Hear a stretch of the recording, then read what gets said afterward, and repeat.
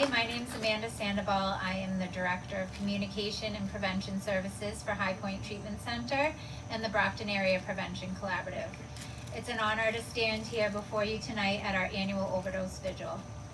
Tonight is the 12th Vigil that I've had the privilege of helping to plan and be a part of, and the 16th Vigil that we've hosted as an organization.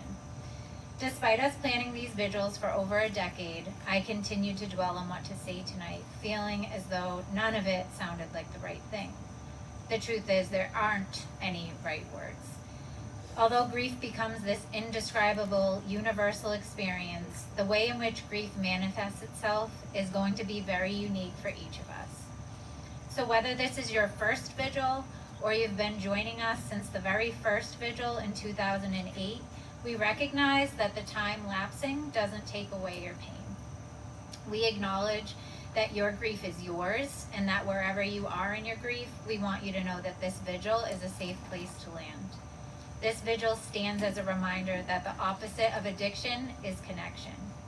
Although as a group we all have many differences in our story, we're bound together to honor our person, our people, and to support one another through this process.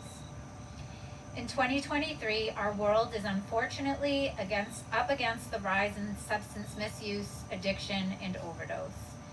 Tonight, we will honor 438 of the individuals that our local communities have lost in our memorial sideshow. It's important to remember that the numbers you see and hear about each day represent a life, a person, their dreams, their struggles, their worth. Unfortunately, the battle against stigma, the challenges of access to treatment, and the ongoing loss of lives remain stark realities we must continue to overcome. To me, the vigil represents a glimmer in a time of darkness. When discussing grief and sadness, my friend Kelly once beautifully defined a glimmer as a tiny moment that sparks joy even in the midst of challenges. Tonight, I hope that you can leave here with a glimmer of hope that this community provides, and a reminder that light allows you to find a point of focus in the darkness.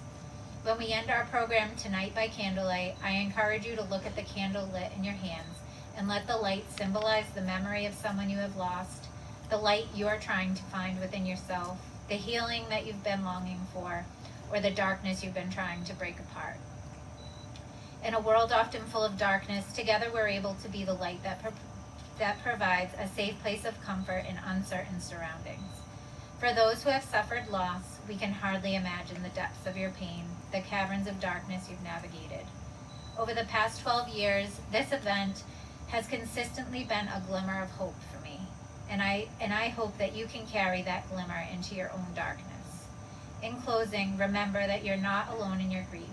Whether your loss is recent or years have passed, your pain is valid, your grief is legitimate, and this space is a safe haven for all of those feelings.